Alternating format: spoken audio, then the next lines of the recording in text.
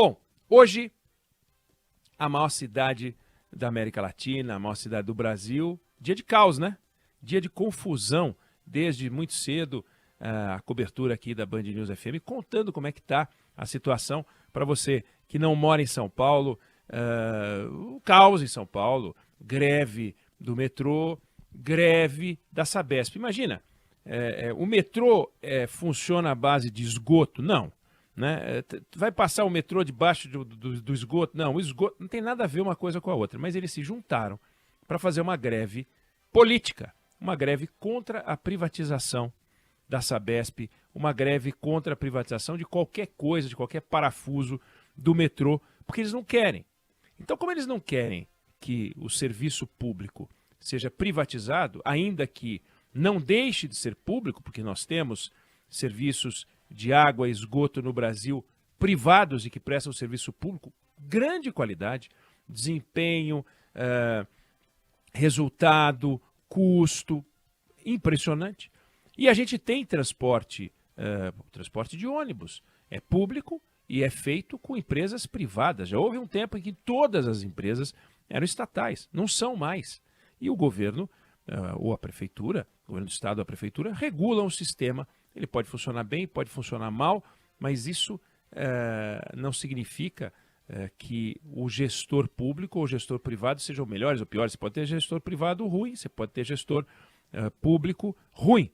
O fato é uma greve política. Para a gente entender, e você, não importa onde você mora, vamos voltar para 1974. 1974. Renda per capita do Brasil, pouco mais de $1.000. Renda per capita da Coreia do Sul, pouco mais de $500. Ou seja, o Brasil era um país que era 2 vezes mais rico do que a Coreia.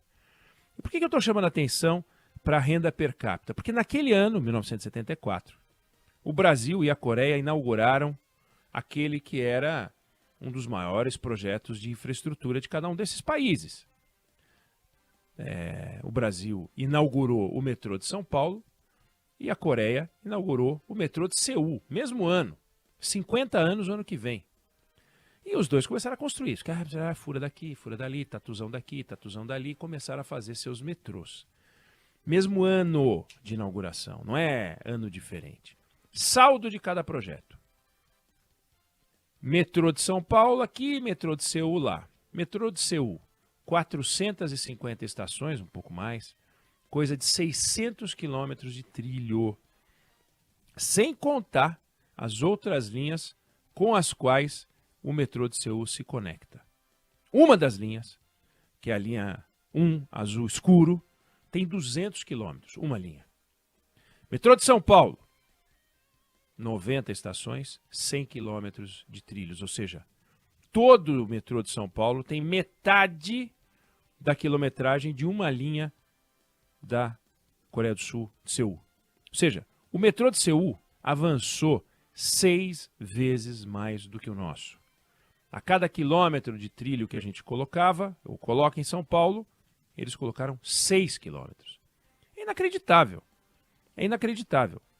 Se a gente imaginar que eles levaram 50 anos para fazer 600 quilômetros, nós levamos 50 anos para fazer 100 quilômetros. Faz a conta.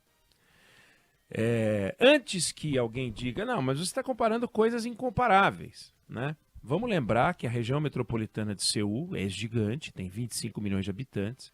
A de São Paulo é gigante, tem 21 milhões de habitantes. Então a gente está comparando coisas semelhantes. Eles são um pouquinho maior. Mas a gente também tem o dobro da área. A cidade de São Paulo tem o dobro da área. Não estou nem contando a grande São Paulo. A cidade de São Paulo tem o dobro da área de Seul. São coisas semelhantes.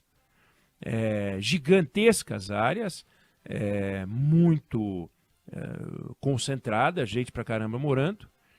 E lá eles conseguiram avançar num ritmo 6 vezes maior do que o nosso. E foram fazendo. E o metrô de Seul é um dos maiores metrôs do mundo, é incrível. E o metrô de São Paulo, modesto, com seus 100 quilômetros. E tateando. Mas tateando mesmo. Em 2010, o governo de São Paulo, ele anunciou que ia fazer mais uma linha para ficar pronta em 2013. Nós falamos disso aqui, para usar na Copa de 14. Nós estamos em 23. E não sabemos se vai ficar pronta para a Copa de 26, que nem aqui vai ser.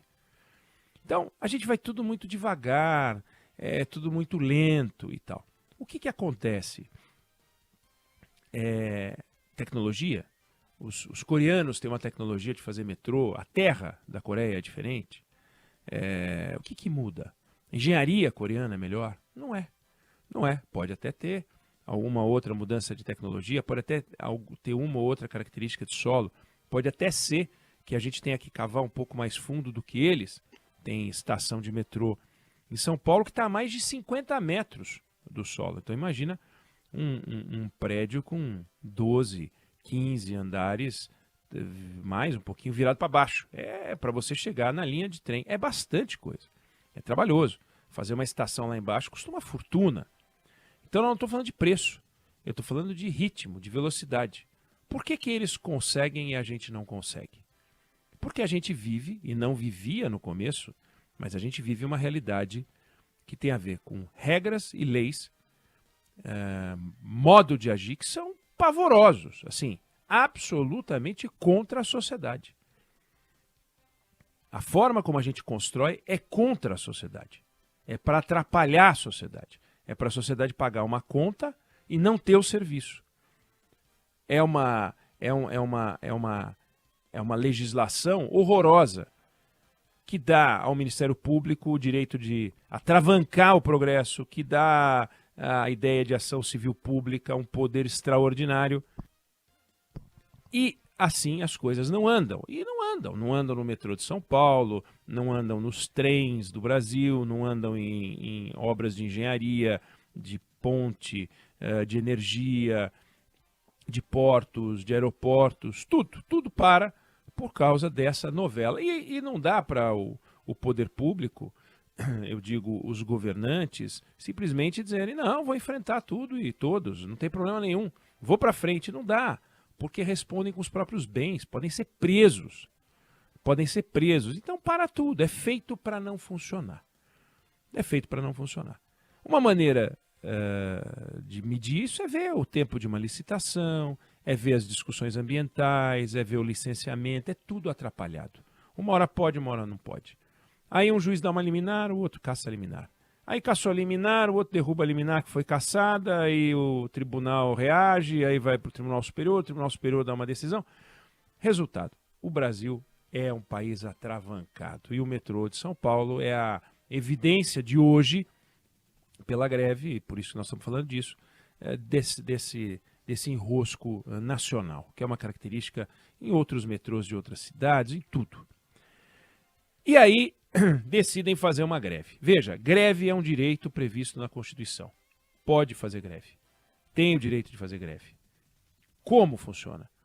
Você tem um direito trabalhista que está sendo suprimido, você fez um acordo com o empregador e o empregador não está cumprindo, ficou de dar um aumento, não deu, aí você tem que esgotar as negociações e aí faz a greve. É do jogo. Greve em busca de melhores condições de trabalho ou de repor aquilo que foi combinado. E em serviço essencial e transporte é um serviço essencial, serviço de saúde, hospitalar, serviço funerário, telecomunicações, saneamento básico, tráfego aéreo, tudo é serviço essencial. Nesses serviços essenciais tem regras, tem que avisar com antecedência, 72 horas, avisar o público, avisar o empregador, desde que o tema seja trabalhista. Agora, greve para protestar contra a greve da Ucrânia, contra a guerra da Ucrânia, greve para protestar contra a privatização, não está entre os fatores, a lista de assuntos que dão aos metroviários ou aos funcionários de água e esgoto da Sabesp o direito de parar. A Sabesp não está pagando em dia o salário? O metrô não está pagando em dia o salário? Os dois, por acaso, estão descumprindo alguma regra, algum acordo que foi firmado com os trabalhadores? Não é isso que está na pauta. O que está na pauta é: nós não quer privatização, nós não quer patrão privado, nós quer ficar com o governo. Por quê? Quer dizer, então, agora que cabe a eles o direito de escolher quem é que vai chefiar, comandar a operação? Claro que não. Claro que não. Então é uma greve política, é uma greve ideológica e é uma greve que prejudica a sociedade por um motivo injusto. Toda greve prejudica a sociedade. Toda greve prejudica a sociedade. Mas para isso tem regras e leis. Eles estão descumprindo todas as regras, todas as leis e pararam o serviço. Só está funcionando a parte privada do sistema de transporte. O que é uma loucura imaginar como essas coisas estão funcionando. Então, a gente vai acompanhar ao longo da nossa programação o avanço da greve, como é que a sociedade, como é que a cidade de São Paulo está enfrentando isso, mas é um recado muito estranho e é um tipo de reação absolutamente injusta. Ninguém pode estar... Nossa, como está seco, eu fico tossindo aqui.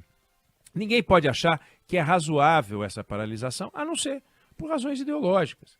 Então, queria ver a condenação dessa paralisação por parte das autoridades federais. Seria importante que as autoridades federais se pronunciassem para lembrar a esses trabalhadores que eles não têm o direito de fazer o que estão fazendo. Não sei se alguém já se manifestou, se o ministro da Justiça já falou sobre esse assunto. Eu não sei se algum ministro de Estado já falou sobre esse assunto, o ministro dos Transportes. Se alguém já se pronunciou, seria bom que depois Brasília nos contasse como é que estão as reações do governo federal, governo do PT, porque essa é uma agenda do PT contra a privatização. Queria saber como é que o governo federal está se posicionando sobre esse assunto. É um problema muito sério. É um problema muito sério quando um grupo de pessoas se sente no direito de levantar uma bandeira ideológica e não listar, olha, prometeram dar isso para a gente, não deram, prometeram dar isso para a gente, não deram, reclamamos, esgotamos a negociação e estamos paralisados. Essa paralisação é absolutamente inconcebível e a gente vai acompanhar ao longo da programação. Não sei se você concorda, se você discorda, mas essa é a opinião que eu tenho sobre o assunto. Bom, e agora ao meio